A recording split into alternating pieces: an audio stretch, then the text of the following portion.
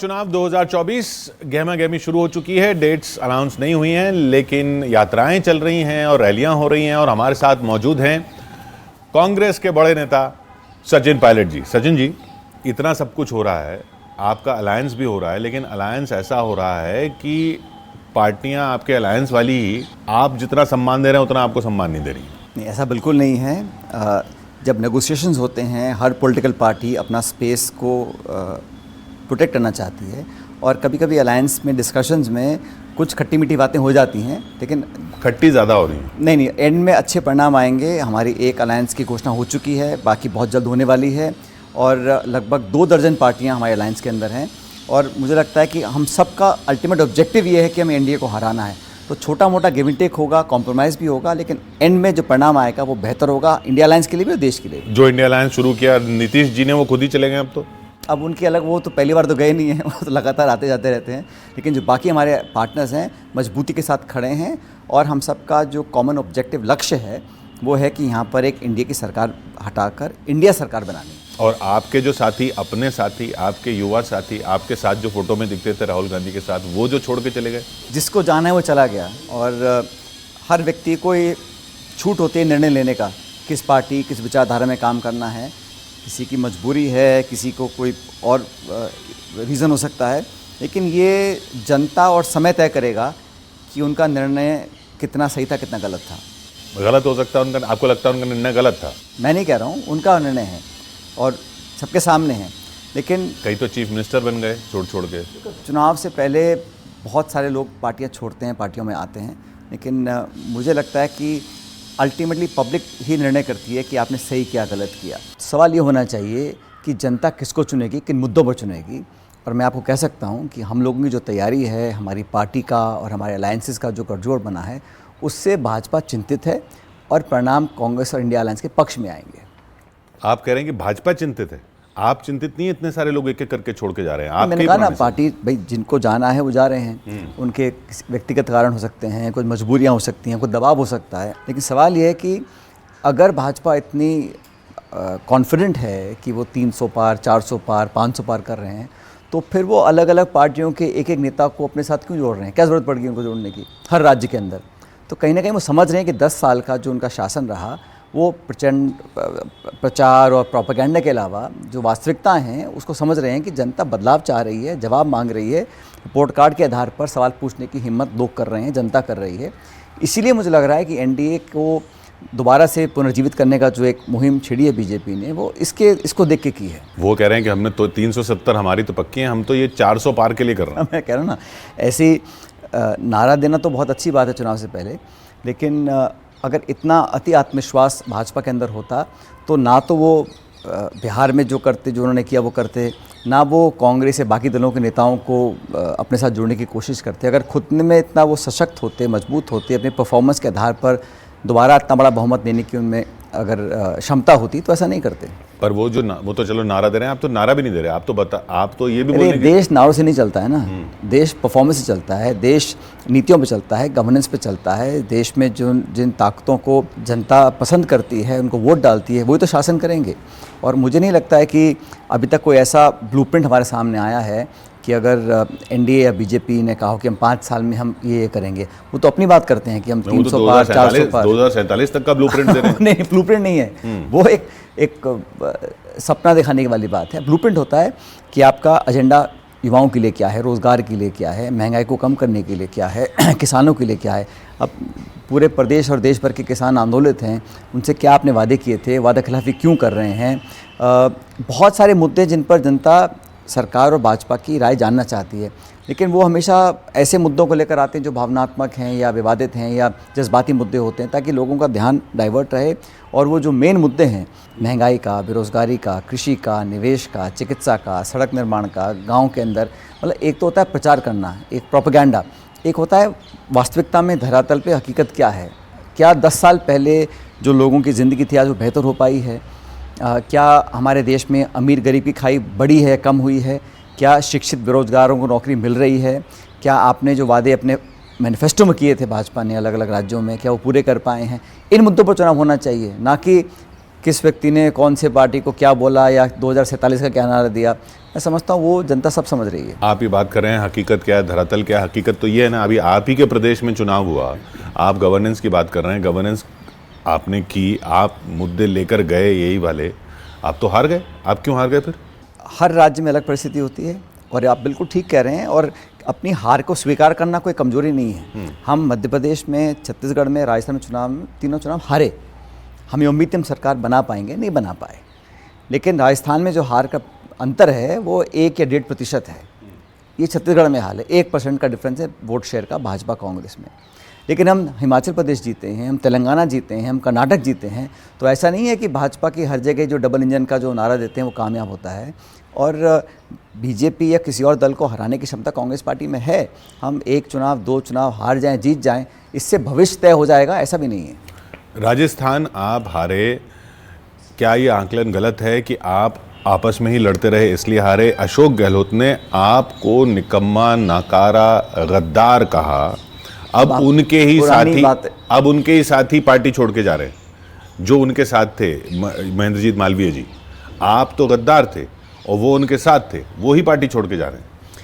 अब देखो, अतीत में मैं नहीं जाना चाहता हूँ किसने क्या बोला, नहीं कहा, किन शब्दों का प्रयोग किया, वो सब बात पुरानी हो गई है। और मुझे तो, जैसा मैं बार बार कह चुका हूँ, मुझे राहुल गांधी जी, खड़गे जी ने कहा कि भूलो और माफ़ करो और आगे बढ़ो। और आपने माफ़ कर दिया अशोक गहलोत को? मैंने, देखो, हमने प्रदेश हित में, पार्टी हित में, देश हित में ये कहा कि हम चुनाव जीतेंगे तो भाजपा को हम रोक पाएंगे, और चुनाव जीतना बहुत इंपॉर्टेंट है हमारी पार्टी के लिए। 30 साल से राजस्थान में हम कभी दोबारा चुनाव जीते ही नहीं। हम चुनाव लड़ते हैं, 200 सीटों की विधानसभा है, कभी 20 पे आते हैं, कभी 50 पे आते हैं। तो इस बार हमें लगा था हम मेहनत करके चुनाव में दोबारा जीत हासिल कर सकते हैं। दुर्भाग्यवश वो नहीं हो पाया। फिर भी हमारी परफॉर्मेंस ठीक थी, हम लगभग 70 हमारे जीत के आए, MLA जीत के आए। लेकिन जो हो गया वो तो पीछे निकल गया ना। आने वाला समय लोकसभा चुनाव का है, उसके लिए हम लोग मिलकर मजबूती से तैयारी कर रहे हैं। उसमें वो कारण नहीं था आपको दरकिनार करना? देखिए, कोई किसी को दरकिनार नहीं कर सकता है, और कोई एक व्यक्ति ना तो चुनाव जिता सकता है ना हरवा सकता है। जीत भी पार्टी और टीम की होती है, हार भी पार्टी और टीम की होती है, और इस हार को हमने स्वीकार किया है। हाँ, लेकिन मैं मानता हूँ कि अगर हम कुछ अलग करके देखते इस बार, तो शायद हम दोबारा चुनाव जीत सकते थे, और हम बहुत पीछे भी नहीं रहे। जैसे मैंने कहा, 70 सीटें जीते हैं और 101 का बहुमत है। तो कुछ हम अगर अलग करते, कुछ और थोड़ा प्रयास करते, तो शायद हम चुनाव जीत जाते। बहरहाल चुनाव, जैसे मैंने कहा, जीत भी सबकी और हार भी सबकी। आपने कहा कि पिछली बार जब आप हारे थे, आप पूरी यात्रा वगैरह लेकर गए, पूरे राजस्थान में सब जगह गए, और फिर आपने जीत हासिल की। आप उसमें प्रदेश अध्यक्ष थे। रेवंत रेड्डी ने भी यही किया। रेवंत रेड्डी एक एग्जाम्पल है कांग्रेस के सामने कि ओल्ड गार्ड के बजाय नए चेहरे को आगे रख के चुनाव जीता जा सकता है। तो पार्टी, चलिए, फेलियर से नहीं सीखती, अपनी सक्सेस से तो सीख सकती है। तो मैं तो, आप जो कह रहे हैं, मैं हमेशा इसका पक्षधर रहा हूँ कि हमेशा नई पीढ़ी के अच्छे, नौजवान, मजबूत लोगों को हमें आगे लाना चाहिए। जब मैं प्रदेश अध्यक्ष था राजस्थान में, तब मैंने नौजवानों को बहुत मौके दिए। इस बार भी मैंने नौजवानों के लिए बहुत पैरवी करी, उनको टिकट दिलाने की बात करी, और जनता भी पार्टी के इस सकारात्मक निर्णय को पसंद करती है। आप अगर डेटा देखेंगे तो जितने हमने यंग लोगों को टिकट दिया है, उसमें से अधिकांश चुनाव जीत कर आए हैं। तो यंग लोगों को अगर हम लीडरशिप रोल्स में लेकर आते हैं, उनको मौके मिलते हैं, तो पब्लिक पसंद करती है। और ये एक वास्तविकता भी है, देश की नौजवान देश है, यहाँ मजबूत नौजवान लोगों को मौका मिलना चाहिए। अभी ज़ीशान सिद्दीकी ने कहा कि, आपने तरीके की बात की, कहा कि हालांकि वो शहर के ही नेता थे, एक मुंबई शहर के, लेकिन उन्होंने कहा कि मैं राहुल गांधी की यात्रा में जुड़ना चाहता था, तो मुझसे उनके साथ जो लोग हैं, उन्होंने कहा कि 10 किलो वजन कम करके आइए। इसी तरह की बातें बहुत लोग पहले क्या कर गए हैं। जो पार्टी छोड़ के जा रहा है वो कुछ ना कुछ तो बोलेगा ना, उसको कुछ ना वो कुछ छोड़ के नहीं जा रहे थे, आपने हटाया उनको, क्योंकि उनके फादर छोड़ के चले गए। अरे भाई, वो फादर और सन, बेटा एक ही बात है, छोड़ गए। ठीक है, जैसा मैंने कहा, उनका अपना निर्णय होगा, लेकिन पार्टी छोड़ें, अपने कांडों पे छोड़ें। छोड़ते वक्त नेताओं को गाली गलौज करें या उनके बारे में अपशब्द या दुर्भावना फैलाएं, मैं समझता हूँ वो ठीक नहीं है। आपके बारे में तो अपशब्द कहे गए, आप क्यों बने हुए इस पार्टी में? आप क्यों पीछे पड़े? नहीं, अच्छा, मैं अगर मेरे बारे में कहा था तो सुन लिया मैंने, और मैंने कभी भी रिस्पॉन्ड नहीं किया। मैंने कभी भी अपने से किसी बड़े व्यक्ति का हमेशा आदर ही किया है, कभी मान सम्मान में कमी नहीं रखी, और जो कुछ कहा नहीं कहा वो बात पुरानी हो गई। और जैसे मैंने कहा, मुझे कहा भूलो, माफ़ करो, आगे बढ़ो। मैं जब राजनीति में आया था, कुछ सोच के आया था। मैं राजनीति में आया था तो कुछ करने के लिए आया था। इस देश में बहुत संभावनाएं हैं कुछ करने की, एक सोच होती है, एक आइडियोलॉजी होती है, एक एक विश्वास होता है, तो मैं उस पर अडिग हूँ, उस पर कायम हूँ। ठीक है, कई बार मतभेद हो जाते हैं नेताओं के साथ, साथियों के साथ, लेकिन इसका ये मतलब नहीं है कि आप जिस रास्ते पर निकले थे उससे पलट के कहीं और अब जाना शुरू कर दें। देश सेवा का अगर रास्ता है तो वो दूसरी पार्टियों में भी है, बीजेपी में देश सेवा का रास्ता नहीं है। देखिए, वो डिपेंड करता है आप परिभाषा क्या है। मैं तो कहता हूँ अलग अलग दल हैं, लक्ष्य एक ही होना चाहिए कि भारत देश को विकसित करना है, हमारे लोकतंत्र को मजबूत करना है। वहाँ अलग अलग रास्ते जाने के हैं, किसी को जिसको जो रास्ता पसंद है उसमें जाता है। मुझे जो पसंद है मैं वहाँ बैठा हूँ और वहीं काम करूँगा, मैं उसी रास्ते पर चलता रहूँगा। ये क्या आइडियोलॉजी है? क्योंकि अब कई लोगों को तो कांग्रेस की आइडियोलॉजी ही समझ में नहीं आती। देखिए, पूरे देश में जब से देश आज़ाद हुआ, हम लोग बहुत जल्दी भूल जाते हैं इतने बड़े मुल्क को एक रखने की जो एक भावना है, संविधान को सर्वोपरि रखने की जो भावना है, एक इंक्लूसिव लिबरल सबको साथ लेने की क्षमता, इच्छा शक्ति और परफॉर्म कर दिखाने की जो एक सोच और काम करने का तरीका है, वो मैं समझता हूँ सबसे बेहतर हमारी पार्टी में है। बहुत से दल हैं, 30-40 पार्टियाँ पार्लियामेंट में हैं, अलग अलग दल हैं, लेकिन आज रिक्वायरमेंट इस देश को ये है कि लोगों को जोड़ने का काम किया जाए। बहुत सारे हमारे यहाँ भाषाएं हैं, धर्म, जाति हैं, वेशभूषाएं हैं, पृष्ठभूमियाँ हैं, उन सबको एक कैसे रख सकते हैं, और हर एक नागरिक को बराबर का अधिकार है। आज जो मणिपुर में घटना घट रही है, अगर किसी और राज्य में होती शायद उसका रिएक्शन दूसरा होता, लेकिन वहाँ पर रहने वाला इंसान भी इस देश का नागरिक है। वहाँ के लोगों को उतना ही अधिकार है एक सेफ्टी का, सिक्योरिटी का, अपने जीवन जीने का। तो उन सबको जोड़ने का जो काम कर सकता है, मैं समझता हूँ वो कांग्रेस का प्लेटफॉर्म सबसे बेहतर प्लेटफॉर्म है। ये आपने जोड़ने की बात की, यही बात लेके राहुल गांधी यात्रा पर निकले थे और अब फिर यात्रा पर निकले हैं। आप भी उस यात्रा में शामिल हुए और शायद राजस्थान के लेग में फिर शामिल होंगे, लेकिन चुनावों में उस यात्रा का असर कुछ दिखता नहीं है, बल्कि ये बीजेपी भी बार बार कह रही है कि जहाँ जहाँ जा रहे हैं वहाँ आपके साथी उल्टा छोड़ते जा रहे हैं। तो पब्लिक में तो यही इमेज जा रही है कि राहुल गांधी की यात्रा का असर अपनी पार्टी में तो हो नहीं रहा, वोटरों पे क्या होगा? कि यात्रा जो निकली थी पहली, वो आज़ाद भारत के इतिहास में सबसे जटिल और सबसे बड़ी यात्रा थी। 4,500 किलोमीटर पैदल, मैं खुद चला उस यात्रा में, 20-25 किलोमीटर रोज़ चलना। किस लिए चलना? लोगों को सुनना, देखना, समझना, जोड़ना, बात करना। और देश में जो एक खाई बन गई है धर्म के नाम पर, जाति के नाम पर, गांव और शहर के जो दूरियां बनी हैं, उसको ख़त्म करने के लिए, लोगों को साथ जोड़ने के लिए, उसमें सिर्फ एकता का एक भावनात्मक मुद्दा था। आप उसकी तुलना करें कि कितना वोट बढ़ा, कितना घटा, वो अलग बात है, लेकिन उसका फ़ायदा पार्टी को मिला। उससे लोगों में एक धारणा पैदा हुई कांग्रेस वर्कर्स के अंदर कि हम मजबूत हो सकते हैं, चुनाव जीत सकते हैं, जहाँ बहुत सालों से चुनाव नहीं जीत रहे हैं।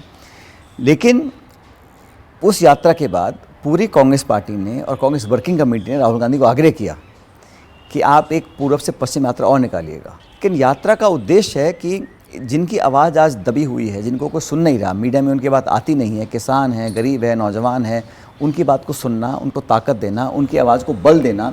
चुनाव जीतना इस यात्रा का मकसद नहीं है। इस यात्रा का मकसद चुनाव जीतना नहीं है। इस यात्रा का मकसद लोगों को सुनना और कांग्रेस की विचारधारा को व्यापक बनाना है, निश्चित रूप से। लेकिन उसको आप आकलन करो कि इस बूथ पे गए थे, यहाँ 200 वोट ज़्यादा मिले या कम मिले, ऐसा इस यात्रा का एजेंडा वो नहीं है। उसका लाभ हमको मिला, कम तो नहीं होने चाहिए। चलिए, जुटाए में नहीं जा रहे, कम ही होते जा रहे हैं। ऐसा है, जिस राज्य में हम 30-40 साल से पावर में नहीं हैं, यूपी है या बंगाल है या और कोई राज्य है, वहाँ पर आप आंकलन करें कि क्या परिवर्तन आया, क्या नहीं आया, वो गलत होगा।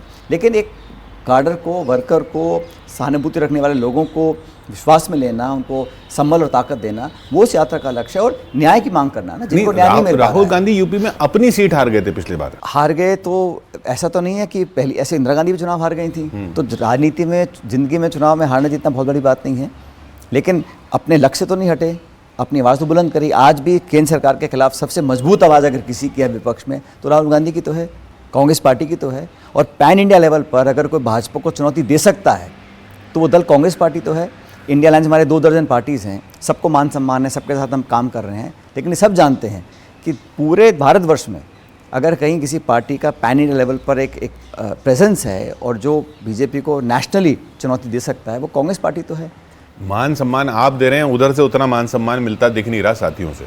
ममता जी कह रही हैं आप 40 से ज़्यादा सीटें नहीं जीतेंगी, मतलब अलायंस भी कर रहे हैं आप उधर, और उनको बोल भी रहे हैं कि कर लीजिए, वो करेंगे 40 से ज़्यादा सीटें नहीं जीतेंगी। तो विपक्ष में जाने के लिए अलायंस हो रहा है। ऐसा है, आप मत भूलिए कि एनडीए भी कैसे बिखरा था। एनडीए भी लगभग समाप्त हो गया था। वो तो इंडिया अलायंस का जब गठबंधन हुआ तब जाके दोबारा उन्होंने एनडीए को पुनर्जीवित किया। लेकिन चाहे अकाली दल हो चाहे शिवसेना हो, उस समय उनको तो ज़रूरत नहीं थी। एक बात है, लेकिन अलायंस तो टूटा था। हमारे यहाँ पे ठीक है, 2-4 स्टेटमेंट्स आए, वो एक पॉस्चरिंग भी होती है, चर्चा भी होती है, और जो भी हमारे अलायंस पार्टनर्स हैं, अलग अलग दल हैं, अगर हम सारे ही एक साथ बैठ के एक सोच के रखें तो अब एक पार्टी नहीं बन जाते।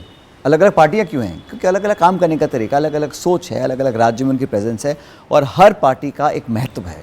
हर पार्टी अपना पॉलिटिकल स्पेस की रक्षा करना चाहती है, तो ये गिव एंड टेक बड़ा जटिल होता है, नेगोशिएशन बहुत समय लग जाता है, कभी कभी किसी को हो सकता है कोई आहत हो जाए किसी स्टेटमेंट से, लेकिन बड़ा लक्ष्य ये है कि हमें मजबूती से एनडीए को हराना है। उस लक्ष्य को लेकर सब साथ आए हैं। हमारा अनाउंसमेंट सपा के साथ यूपी में हो गया और दोनों का बहुत जल्द होने वाला है, और मुझे लगता है जहाँ तक ममता बनर्जी की बात है, वो एक मल्टीपल कई बार इलेक्टेड चीफ मिनिस्टर हैं, उनका एक अलग स्पेस है देश की राजनीति में, उसको कोई झुटला नहीं सकता है।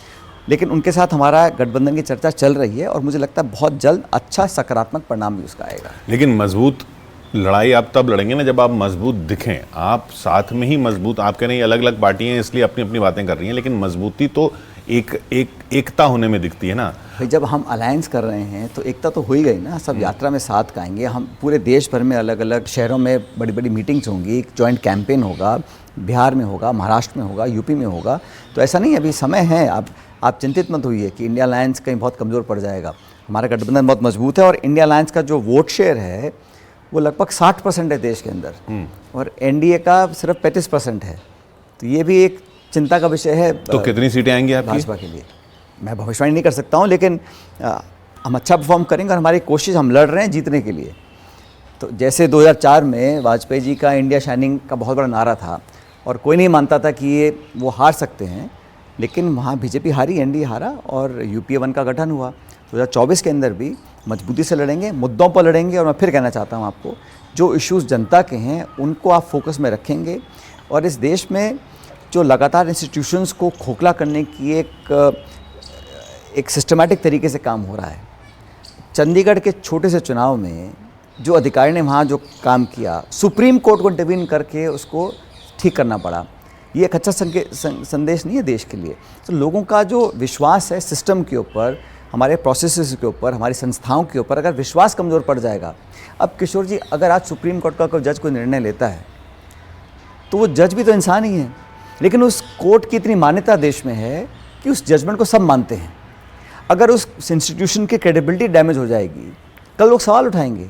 तो चाहे इलेक्शन कमीशन है, चाहे न्यायपालिका है, हाई कोर्ट है, सुप्रीम कोर्ट है, बाकी हमारे इंस्टीट्यूशन हैं जिनको 70 साल से अलग अलग सरकारों ने पोषित किया है, उनको तब अच्छा बड़ा बनाया है, उनकी क्रेडिबिलिटी, विश्वसनीयता, उनकी फंक्शनिंग, उनकी एलिजिबिलिटी क्राइटेरिया नियुक्त करने का, अगर वो सब संदेह के घेरे में आ जाएगा तो फिर लोगों के अंदर विश्वास कैसे नहीं? पर संदेह ऐसे तो नहीं होना चाहिए कि जब वो चंडीगढ़ पे फैसला आए तब तो सुप्रीम कोर्ट की बड़ी क्रेडिबिलिटी है, लेकिन जब आप जहाँ जहाँ हार जाओ वहाँ पे आप बोलो कि इंस्टीट्यूशंस कॉम्प्रोमाइज हो गई हैं। मैं जनरली बता रहा हूँ कि हमारे आसपास के जो मुल्क हैं, पाकिस्तान में जो हो रहा है आप नहीं देख रहे हैं क्या? वहाँ एक्स प्राइम मिनिस्टर जेल में है, चुनाव कोई जीत रहा है, पीएम कोई बन रहा है। हमारे यहाँ तो नहीं है ना। मैं कह रहा हूँ कि वहाँ क्यों है, मैं कहना चाह रहा हूँ आपको। अलग अलग राज्य जो कंट्रीज़ हैं, नेपाल है, श्रीलंका है, म्यांमार है, पाकिस्तान, वहाँ पे डेमोक्रेसी इतनी जड़ें मजबूत नहीं कर पाई क्योंकि वहाँ के इंस्टीट्यूशंस कमज़ोर हो गए हैं 70 सालों में। हमारे इंस्टीट्यूशंस बहुत स्ट्रॉन्ग हैं और स्ट्रॉन्ग रहने चाहिए। उन इंस्टीट्यूशंस की फंक्शनिंग पे अगर सवाल उठेगा, चाहे मीडिया भी हो, अगर लोगों के अंदर एक धारणा पैदा हो जाएगी, शक आशंका पैदा हो जाएगी, जो आपने कहा इलेक्शन कमीशन का, मैंने कभी आरोप नहीं लगाया, लेकिन अगर एक भी मतदाता को ईवीएम्स पे, वीवीपैट्स पे, इलेक्शन कमीशन के ऊपर कोई संदेह है या कोई आशंकाएं हैं, तो उसकी ट्रांसपेरेंसी, उसकी विश्वसनीयता, उसकी पारदर्शिता को प्रमाणित करना, प्रूव करना, ये इसी का काम है। किसी के मन में डाउट नहीं होना चाहिए। अगर डाउट्स पैदा होते तो क्लैरिफाई करने चाहिए, और अगर हम क्लैरिफाई नहीं करेंगे तो वो जो एक सुप्रीम एक लेजिटिमेसी है वो कहीं ना कहीं कमज़ोर पड़ सकती है। आप मानते हैं ईवीएम ठीक नहीं है? मैं कहता हूँ अगर कोई संदेह है उसको क्लैरिफाई करना चाहिए, किसी को डाउट नहीं होना चाहिए। वो तो उन्होंने पिछली बार भी कहा था कि आप आगे साबित कर दीजिए अगर कुछ संदेह है तो। वो किसने क्या किया, फिर अलाउ नहीं किया, वीवीपैट की रसीद क्यों नहीं मिलती हैं, कितनी परसेंट मिलती हैं, ये सब टेक्निकल इश्यूज़ हैं। लेकिन मुझे लगता है अगर किसी संस्था, दल, नेता, पार्टी, जनता, मतदाता को किसी भी प्रोसेस के ऊपर, इलेक्शन कमीशन या ईवीएम, वीवीपैट के ऊपर अगर डाउट होता है तो उसको पूरी तरह संतुष्ट करने का काम इलेक्शन कमीशन। वो कहते हैं ये वो पार्टी कह रही है जिसने इमरजेंसी लगाई थी। अब ऐसे तो आप बहुत पीछे जा सकते हैं कि किस पार्टी ने क्या किया था, उसका इमरजेंसी लगाई थी, आप बिल्कुल ठीक कह रहे हैं। उसके बाद जनता ने इंदिरा जी को चुनाव हराया, बिल्कुल ठीक। 2.5 साल के बाद उसी जनता ने दोबारा कांग्रेस को प्रचंड बहुमत दिया था। तो किसी को सोचना नहीं चाहिए कि जनता हमेशा हमेशा के लिए हमारी जेब में रहेगी। पब्लिक बहुत समझदार है, वो मौका देखती है, व्यक्ति देखती है, निर्णय को देखती है, परफॉर्मेंस को देखती है। तो ये धारणा जो आप कह रहे हैं कि हम चुनाव 2 राज्य में हार गए, 4 राज्य में हार गए, 2 लोकसभा हार गए, हम 2 लोकसभा हारे हैं ना, 2 जीते भी तो थे 2004 में और 2009 में 2 बार लोकसभा चुनाव जीते भी हैं, 2 बार हार गए हैं। अब फिर 2-2 हाथ होंगे 2024 में, पता पड़ेगा कौन जीतता है कौन हारता है। अब तो ये हालत है कि ऐसा देखना है कि आपको लीडर ऑफ ऑपोजिशन मिलता है नहीं मिलता, उसके लिए 54 सीटें चाहिए। ऐसी आप ये भूमिका बना रहे हैं, भविष्यवाणियाँ कर रहे हैं, किस आधार पे कर रहे हैं? मैं कह रहा हूँ कि आप इनकम देख लो, इनकम डिस्पैरिटी देख लो, किसानों के हाल देख लो, नौजवानों के हाल देख लो, महंगाई के हाल देख लो, मिडिल क्लास के हाल देख लो। चीन लगातार हमारी सीमाओं में आक्रमण करके घुसता चला जा रहा है, तो जवाब देना पड़ेगा ना। 2 करोड़ लोगों को रोज़गार देने का वादा बीजेपी ने किया था। बीजेपी ने कहा कि हम किसान की आमदनी दुगनी करेंगे, और जब 3 काले कानून वापस लिए थे तो कहा था कि एमएसपी पर एक लीगल गारंटी लेकर आएंगे। हमारी पार्टी ने, खड़गे जी राहुल जी ने छत्तीसगढ़ के अंदर ये वादा किया है कि हमारी सरकार बनेगी तो एमएसपी पे लीगल गारंटी लेकर आएंगे। जब सरकार थी तब आप इस व्यू के नहीं थे? हम बिल्कुल इस व्यू के थे।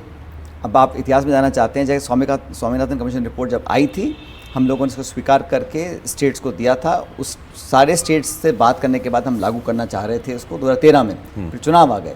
लेकिन 10 साल से तो सरकार बीजेपी की है, उनको दे रहे हैं भारत रत्न, अच्छी बात है, लेकिन उस बंदे ने जो किया है उसको लागू क्यों नहीं कर रहे? चलो मत लागू करो। इन किसानों ने क्या बुरा किया है? आपने वादा किया एमएसपी पे हम कानून लेकर आएंगे, आप पूरा नहीं कर रहे हैं। आप यहाँ आंसू गैस डाल रहे हैं, फायरिंग कर रहे हैं, रबर बुलेट चला रहे हैं, पूरी घेराबंदी कर रखी है। तो किसानों को ना तो वो प्रोटेस्ट कर सकते, ना अपनी बात रख सकते। आप वादे करते हो, वादा खिलाफी करते हो, फिर भी आप कह रहे हो कि आप पूरा बहुमत लेकर आएंगे। किस आधार पे कह रहे हैं? उनके कई मुद्दे हैं, उनके कई, आपने कहा, बिंदुओं पे वो बात करते हैं। एक बात जो वो करते हैं और जनता सुनती है और जनता फिर पूछती है, राम मंदिर। आप राम मंदिर जाएंगे? आप एज सचिन पायलट? क्यों नहीं जाऊँगा? जब मेरा मन करेगा तब मैं जाऊँगा, जब मुझे बुलावा आएगा तब जाऊँगा, 10 बार जाऊँगा। किसका बुलावा? जब मैं जब जाता हूँ तिरुपति या वैष्णो देवी, तो मैं किसी का निमंत्रण आता है मेरे को, या मेरे को इजाज़त चाहिए। लेकिन ये जो ठेका है ना कि भाई इस दिन इस वक्त जब निमंत्रण आएगा तो आप जाएंगे तो अच्छे हैं, और वो 5000 लोग ही हैं जो जा सकते हैं वहाँ पे, बाकी जो 100 करोड़ हिंदू हैं वो नास्तिक हैं, उनको निमंत्रण क्यों नहीं दिया? सिर्फ नेता, अभिनेता और इंडस्ट्री, इन्हीं को न्योता दिया। और कौन देने वाले हैं? इल्जाम तो ये ना कि आपने तो बनने नहीं दिया था ये मंदिर तो ये आप, अब इतिहास किसने खुलवाया था, किसने क्या किया था, छोड़ दीजिए। ये जो निर्माण हुआ है, माफ़ कीजिए, ये निर्माण सुप्रीम कोर्ट के निर्णय के बाद हो रहा है। सुप्रीम कोर्ट, सर्वोच्च न्यायालय के निर्णय के बाद सभी पक्षों ने उसको माना, और हमने सहर्ष उसका स्वागत किया कि एक भव्य मंदिर बनना चाहिए, क्योंकि कोर्ट ने बोला है। ये किसी नेता, किसी दल या किसी, नहीं, मुद्दा तो उनका था, मैनिफेस्टो में उनका था। मैं कह रहा हूँ ये मुद्दा किसी का भी हो, निर्णय सुप्रीम कोर्ट का था, उस कोर्ट के निर्णय को सबने माना है, स्वागत किया है। लेकिन राम सिर्फ उस एक मंदिर में ही है क्या? राम तो कण कण में है, राम हर प्राणी में, हर जीव में है, पूरी सृष्टि में है। जब मन करेगा हम जाएंगे, क्यों नहीं जाएंगे? और दमखम के साथ जाएंगे। लेकिन ये लेंस में लगा के देखना कि इनवाइट किया कि नहीं किया, किसको किया, कौन गया नहीं गया, ये थोड़ा राजनीति होती है। धर्म अलग है। देखो, धर्म और आस्था it's a matter of home and heart. हम किसकी पूजा करते हैं, किसका भजन गाते हैं, कब व्रत रखते हैं, क्या कपड़े पहनते हैं, ये हमारी अंदर की भावना है। It is not matter of state. Governance, शासन, संविधान, राजनीति अलग होती है। धारणा, भजन, भक्ति, ये हमारी अंदरूनी भावना है। ये डिक्टेट नहीं कर सकता कि शासक कैसा होगा। संविधान सबका है, सब धर्मों के लिए, सब जातियों के लिए है, सबको बराबर की दृष्टि से देखना पड़ेगा। यही राजधर्म बोलता है। राजधर्म ये नहीं बोलता है कि आप अपनी धार्मिक भावनाओं को शासक प्रकट कर कर उसका पॉलिटिकल फ़ायदा ले ले। ये कभी राजधर्म नहीं रहा। आपकी छवि ये है कि आप माइनॉरिटीज़ के वोट लेने के लिए तो उनके धर्म के तो सिंबल्स को अपना लेते हैं, लेकिन हिंदू धर्म के सिंबल्स को अपनाने में आपको बिल्कुल गलत है। किशोर जी, आप प्लीज़ मेरी बात सुन लीजिए। आप मेरा इंटरव्यू ले रहे हैं। किसी भी धर्म का कोई भी व्यक्ति हो, वो इस देश का नागरिक है, और वहाँ विवाद समाप्त हो जाती है। वो किस धर्म की पालना करता है, वो डिक्टेट नहीं करता कि आपको क्या मिलेगा क्या नहीं मिलेगा। ये बड़ा क्लियर होना चाहिए माइंड में। और ये बात हिंदू मुसलमान की करना मैं समझता हूँ गलत है, क्योंकि इस देश में और भी धर्म है, और सब बराबर के नागरिक हैं और उन बराबर का अधिकार देश के अंदर है। लेकिन किसी एक का साइड लेके दूसरे को आप तराजू में तोलें, वो गलत मानता हूँ उसको मैं। तो ये बताइए अंत में सचिन जी, आप अपना क्या भविष्य देखते हैं भविष्य पार्टी में, पार्टी से बाहर, आप सेंटर में, राजस्थान आप में? मुझे बताइए आपका एजेंडा क्या है। आपने शुरुआत करी थी तब आपने पूछा, अब आप एंड कर रहे हैं, ये पूछ रहे हैं अब आपको सर्टिफिकेट मैं ला के दूंगा या आप मुझसे लेंगे। मेरा तो मेरी पार्टी, लीडरशिप और मेरी पब्लिक और जनता। लीडरशिप मतलब जो कांग्रेस के लीडरशिप है, आज उन्होंने मुझे जिम्मेदारी दे रखी है, मैं इस पार्टी का महासचिव हूँ, मुझे एक स्टेट की रिस्पॉन्सिबिलिटी दी है। ऑब्वियसली मेरी पहली प्रायोरिटी वहाँ रहेगी, मैं वहाँ पे पार्टी का अच्छा परफॉर्मेंस करके दिखाऊँ। आप जब लीडरशिप की बात करते हैं पार्टी की, तो इल्ज़ाम ये लगता है कि आपकी पार्टी की लीडरशिप तो मतलब एक परिवार है और यही परिवारवाद है जो परिवार पार्टी चलाएं। तो आप एक परिवार की बात कर रहे हैं, आपकी पार्टी एक परिवार चला रही है। मुझे पता नहीं आप ऐसा क्यों कहते हैं, क्योंकि आप जानते हैं कि कांग्रेस पार्टी में चुनाव हुए। ऐसी कौन सी पार्टियां चुनाव होते हैं, पहली बात मुझे बताइए। अभी हमारे बीजेपी के अध्यक्ष नड्डा साहब हैं, दोबारा उनको एक्सटेंशन मिल गया। किसने नामांकन भरा, किसने वोट डाले, कैसे चुने गए, किसी को पता ही नहीं है। वहाँ तो आप नहीं पूछते हैं। हमारी पार्टी में जहाँ चुनाव हुए, मतपेटियाँ रखी गई, वोट डाले गए, 2 लोग लड़े चुनाव या 3 लोग, थरूर साहब लड़े, खड़गे साहब लड़े, वो चुनाव जीते। इलेक्टेड निर्वाचित हमारे अध्यक्ष हैं, उनको तो आप कह रहे हो कि आप पार्टी नहीं चला रहे हैं। अब राहुल गांधी यात्रा कर रहे हैं, मैं राजस्थान में यात्रा करता हूँ, कोई और यात्रा करता है, तो पार्टी का काम कर रहे हैं, सब मिलके करते हैं। लेकिन हमारे यहाँ चुनाव हुआ, एक वर्किंग कमेटी है। राहुल गांधी सिर्फ एक MP हैं, पूर्व अध्यक्ष हैं पार्टी के और बड़े नेता चेहरा तो हमारे। पार्टी के वही दिखते हैं ना, तो अच्छी बात है, उसमें क्या बुराई है अगर दिखते हैं तो वही चला रहे हैं पार्टी। अगर वो कार्यकर्ता ज़्यादा अट्रैक्ट होते हैं या वो पार्टी को ज़्यादा लाभ दे सकते हैं, अपनी क्षमता के आधार पर हर एक काम करता है। वो पार्टी में कुछ नहीं तय करते, सलाह सब करते हैं, हमसे भी सलाह करते हैं। अगर खड़गे जी को निर्णय लेना है तो सोनिया जी हों, चाहे मैं हूँ, चाहे राहुल गांधी हों, उनसे बात करके करते हैं, कंसल्टेशन होता है। हमारे यहाँ वैसा नहीं है जो बाकी दलों में आप सोच रहे हो कि बस एक आदमी बोल दिया सारा काम हो गया। चर्चा समाप्त होती है और कंसल्ट करने में क्या बुराई है। अगर कल खड़गे जी और सोनिया जी बैठ के बात करते हैं कि हमें ये काम करना चाहिए, तो उसमें किसी को आपत्ति है? क्यों होनी चाहिए? उनमें सोनिया जी की चलेगी या खड़गे जी की चलेगी जब ये बात होगी? तो हमारा अध्यक्ष कांग्रेस के प्रेसिडेंट मिस्टर खड़गे हैं। खड़गे जी ही अंत में निर्णय लेते हैं क्या करना है, नहीं करना। वो सलाह, कंसल्टेशन, सुझाव, फीडबैक ले सकते हैं और लेते भी हैं, लेकिन निर्णय अध्यक्ष करते हैं और अध्यक्ष हमारे खड़गे साहब हैं। पर छवि ऐसी नहीं है कि पब्लिक नहीं मानेगी आप जो बात कह रहे हैं। अब ना माने, लेकिन हकीकत मैं बता रहा हूँ आपको, वो चुनाव लड़े हैं, चुनाव जीते हैं। अब आप कहना चाह रहे हो कि सारे निर्णय जो नड्डा जी लेते हैं वो खुद लेते हैं, बात नहीं करते होंगे बाकी नेताओं से, प्रधानमंत्री से या किसी और से? करते होंगे ना। तो प्रणाली है, प्रक्रिया होती है, उसमें क्या आपत्ति है किसी को? चलिए, अंत में सीटों का बात तो आपने नहीं बताई कि कितनी सीटें जीतेंगे, आप करेंगे बहुमत आएगा। राजस्थान में बताइए, राजस्थान की 25 सीटों में कुछ जीतेंगे इस बार? देखिए, वहाँ पिछले 2 चुनावों में हम लोग एक भी सीट नहीं जीत पाए, हकीकत है। लेकिन 2019 के चुनाव एक विशेष परिस्थिति में चुनाव हुए थे, मुझे लगता है एक अलग वातावरण बन गया था।